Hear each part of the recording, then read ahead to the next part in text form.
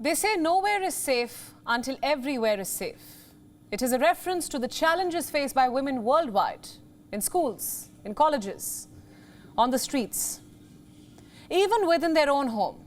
If you think about it, there isn't a single place where women can feel safe 100% at all times, not even the icy wasteland of Antarctica. Let me now show you a worrying headline. Female researchers from Australia have reported sexual harassment in research camps. Let that sink in first. Sexual harassment in Antarctica. How exactly did this issue become public? Thanks to a report published by the Australian government. They operate research camps on the eastern edge of the continent, namely the Casey, Davis and Mawson research centres, research stations. In the summer months, they are reasonably busy. At times, up to 500 people are often deployed in these camps. But in winter, it's almost deserted. Around 15 to 30 workers remain on the job. That's a small number. These include doctors, chefs, and field officers. Let me tell you what this report has found. Women are leading horrible lives in these camps. Let me now tell you why. They complained of uninvited physical contact, unwelcome requests for sex, sexual comments, jokes, and innuendos, intrusive questions, displays of offensive or pornographic materials, sex-based insults and taunts, and finally outbursts of homophobia. I could go on. Simply put, classic signs of toxic masculine behavior. Another shocking finding. Women were often forced to hide their menstrual cycles. Why?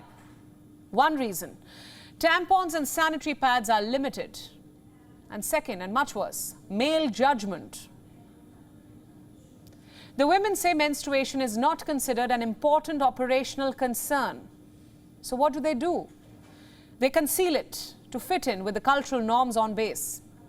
Like I said, it's a toxic setup, to say the least. Many people will ask, why didn't these women speak up before? It's a question that has been raised. But isn't the answer obvious? These women were thousands of miles away from civilization. Their harassers were in superior positions. We know how hard it is to break power dynamics in modern-day progressive cities even. So imagine the condition all the way in Antarctica, the isolation. These women had to stay with their harassers in the same camp. They had to work together in the same research sites, and most of these missions last around 1 year. 1 year. So for this entire period, they suffered in silence. The question is, how can we solve this? Is there a solution?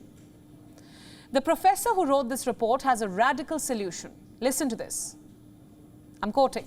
I think on some level, it is unethical for us to continue trying to encourage women to enter a male-dominated field if we are not confident that organizations can keep them safe. Basically, don't send women there unless they are safe.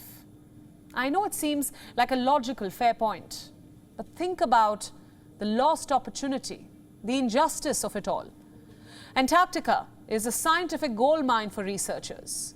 So why should women be denied the opportunity to explore it? Is it not better instead to tighten the rules at these research camps in question? Perhaps more government oversight, more women in leadership roles, or seamless redressal systems.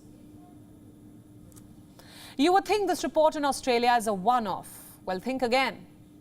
Sexual harassment is extremely common in Antarctic research bases.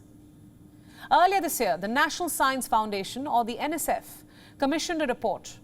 The NSF oversees all American operations on the continent. They send some 3,000 people to Antarctica every year, out of which 33%, I repeat, 33% are women. So when the NSF surveyed these women, their findings were mind-boggling. 72% of the respondents said that sexual harassment was a problem indeed. Around 50% said that sexual assault was a problem. One of them summed it up the best. Listen to this. Sexual harassment is a fact of life in Antarctica, just like the fact that Antarctica is cold and the wind blows. To say that sexual harassment is a fact of life anywhere in the world is sad and jarring, to say the least. The conditions at these camps made it impossible for the women to speak out against what was happening every day. For starters, you can't just leave. It's not that easy. There's no flight or ship that you can just hop on. Secondly, men hold too much power. Most of the women at these camps are either seasonal employees or PhD students. Both these groups rely on the lead researchers in their teams. And if they themselves are the predators, what options are left?